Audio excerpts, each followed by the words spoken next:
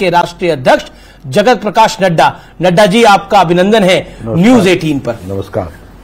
प्रधानमंत्री मोदी ने कहा 400 पार का जो नारा है वो विपक्ष को फंसाने के लिए था। ये स्ट्रैटेजी क्या सफल भी हुई है एक तरह से? अब डिस्कशन ये हो रहा है कि 400 पार आएंगे मोदी, नहीं आएंगे, बीजेपी कितनी आएगी? क्या ये सिर्फ नारा था या वाकई 400 लाल पार लाने की प्लानिंग भी है? नहीं, भारतीय जनता पार्टी ने तय किया था कि हम एक लक्ष्य लेकर के चलेंगे और वो लक्ष्य बड़ा होना चाहिए, और वो लक्ष्य हम लोगों ने 400 पार यानी 370 के आसपास भारतीय जनता पार्टी की सीटें आए और बाकी एनडीए की, और हम 400 पार करें और उसी लक्ष्य को लेकर के हम चले।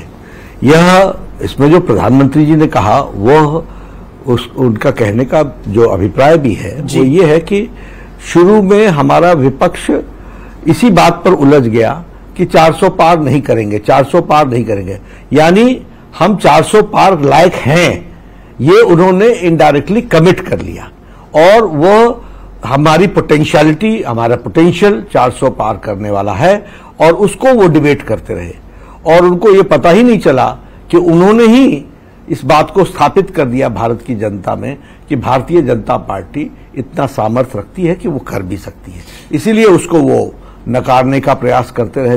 लेकिन उन्होंने फिर उलझा भी दिया। उन्होंने बोला कि ये 400 पार इसलिए चाहिए कि बीजेपी आरक्षण को ही समाप्त करना चाहती है, नैरेटिव बिल्डिंग करी। ये देखिए, कांग्रेस का, इंडिया अलायंस का और ये सभी पार्टियों का शुरू से ये रवैया रहा है, they never play a positive game, क्योंकि इनके पास कोई एजेंडा नहीं है, ये शून्य है, दे आर ब्लैंक। लेकिन बीजेपी भी ट्रैप हो गई इस एजेंडे के। ट्रैप नहीं हुई, हमें मालूम है कि इस तरीके के षड्यंत्र रचते रहेंगे और हमको उन षड्यंत्रों को स्पेड लोगों के सामने स्पष्ट करना है। लेकिन एक इकोसिस्टम ने इसको एक बड़ी खाद पानी भी दी।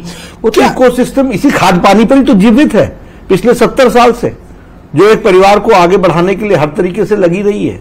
यही इकोसिस्टम तो है और इसी इकोसिस्टम से लड़ करके पिछले 10 वर्षों से मोदी जी भारत के प्रधानमंत्री बने हुए हैं और मजबूती से हर कदम में आगे बढ़ रहे हैं और वो तीसरी बार भी प्रधानमंत्री बन रहे हैं। जी, मेरा अगला सवाल है कि मोदी सरकार 10 साल पूरे कर चुकी है अपने, और world wide around the globe, ये सवाल मैंने देश के गृह मंत्री से भी पूछा था, world wide around the globe हमने देखा है कि 10 साल बाद सरकारें रिपीट नहीं होती। हालांकि यूपीए का नंबर मेरे पास है, कांग्रेस ने 2004 में उनको 145 सीटें मिली, 2009 में उनके पास 206 सीटें मिली और 2014 में हमने देखा वो 44 पे आ गए। वर्ल्ड वाइड हमने तीसरी बार सरकार को रिपीट होते हुए नहीं देखा।